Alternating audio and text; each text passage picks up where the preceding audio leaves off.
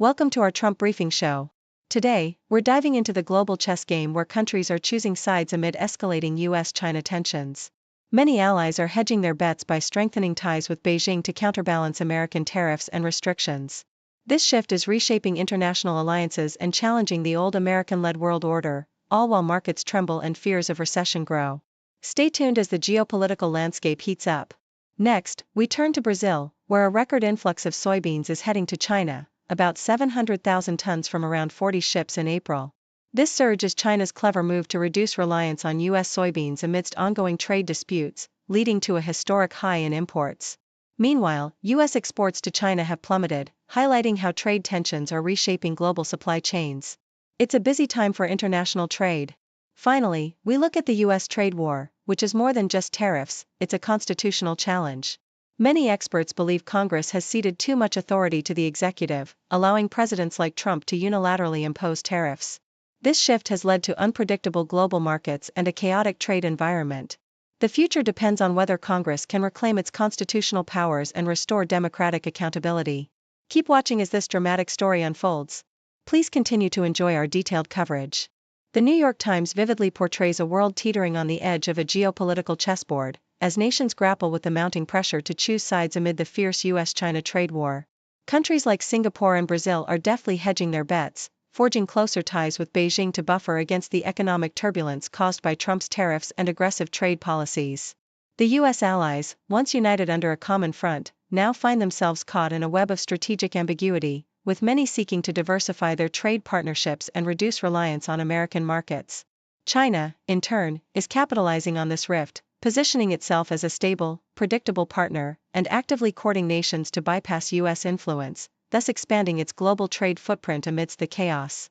The Associated Press details how Trump's trade war has not only reshaped international commerce but has also deeply impacted domestic politics and economic stability.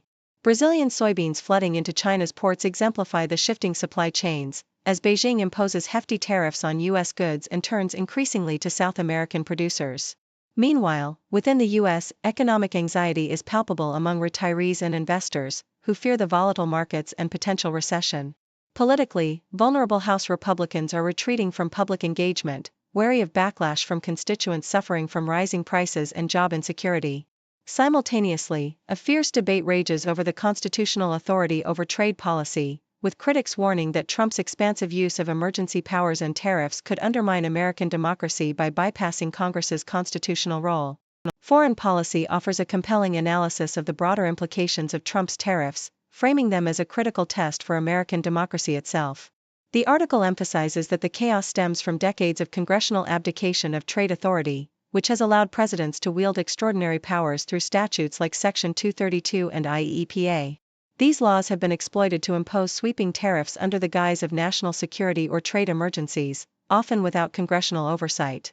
As lawsuits challenge these measures, there is cautious hope that Congress might reassert its constitutional prerogative, potentially halting the president's unilateral actions. The narrative underscores that historically, tariffs have ignited revolutionary sentiments, and today, the political and economic upheaval caused by these trade conflicts could serve as a pivotal moment for Congress to reclaim its sovereignty and uphold the principles of American democracy.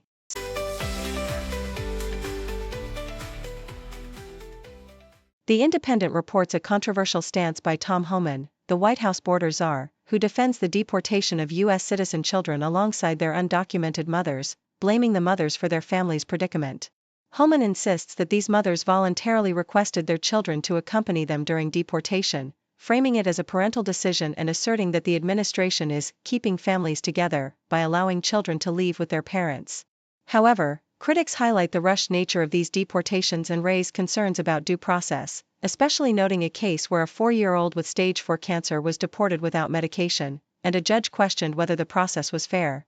Advocates like Gracie Willis argue that families are being deprived of their rights to make crucial custody decisions, with ICE's actions effectively silencing co-parents and complicating contact with US-based caregivers, raising serious legal and ethical questions about the treatment of citizen children in immigration enforcement. Deutsche Welle provides an analysis of the escalating India-Pakistan conflict following a deadly attack in Kashmir, which has led India to sever diplomatic ties, close borders, and suspend water-sharing agreements with Pakistan. Despite the heightened tensions and the possibility of military retaliation, most experts believe a full-scale war remains unlikely due to the nuclear capabilities of both nations, which serve as a formidable deterrent. The situation is further complicated by historical hostilities, political pressures, and regional geopolitics, with India under pressure to respond militarily and Pakistan warning of potential military escalation if attacked.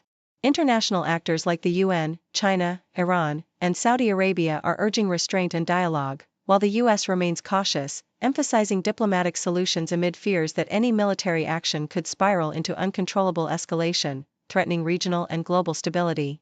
BBC reports on the deportation of 3 U.S. citizen children, including a 4-year-old with metastatic cancer, to Honduras along with their mothers, sparking outrage among advocacy groups and legal experts.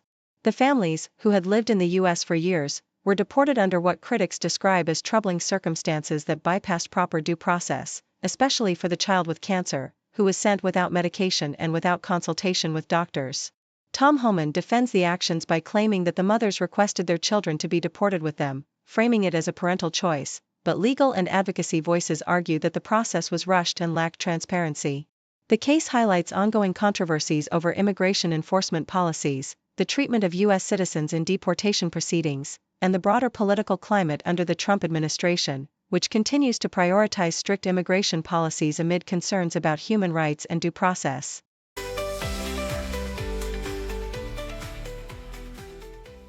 The Toronto Star vividly reports that the U.S. Department of Defense is grappling with personnel cuts that threaten to delay their ambitious plans to bolster programs aimed at preventing sexual assault, suicides, and misconduct within the military.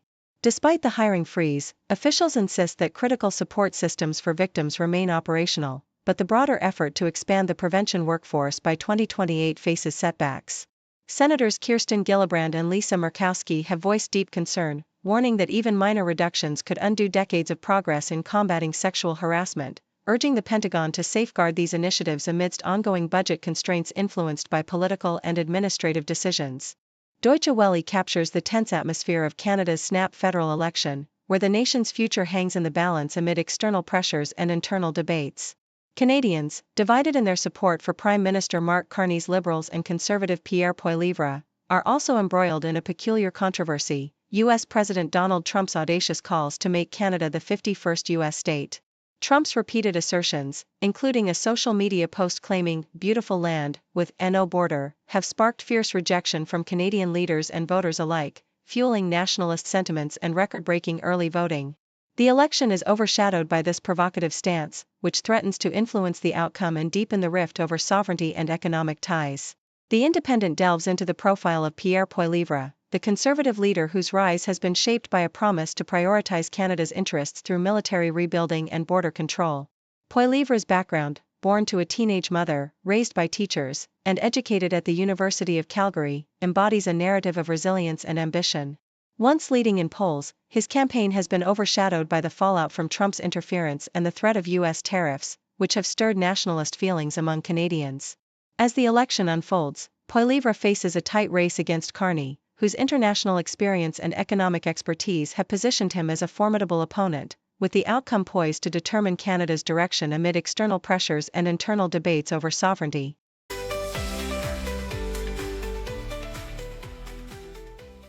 Thank you for tuning in. The content above showcases the latest briefing reports and analytical synopses, thoughtfully curated by the 6Do team. These insights stem from a wide array of reputable media outlets, think tanks, government sources, and specialized experts worldwide. We encourage you to explore these sources for a comprehensive perspective. Keep in mind that while the content may not always align with the official standpoint of 6Do Brief, it's not meant to be taken as absolute directives for decision-making. Comprising seasoned media professionals, learned scholars, and accomplished scientists, the 6Do team embodies a trailblazing, fully independent media entity. To customize 6Do Brief to meet your professional needs, you have the option to subscribe to a diverse array of briefings on our website, 6dobrief.com. Regardless of your location, you can conveniently receive 6Do Brief via email.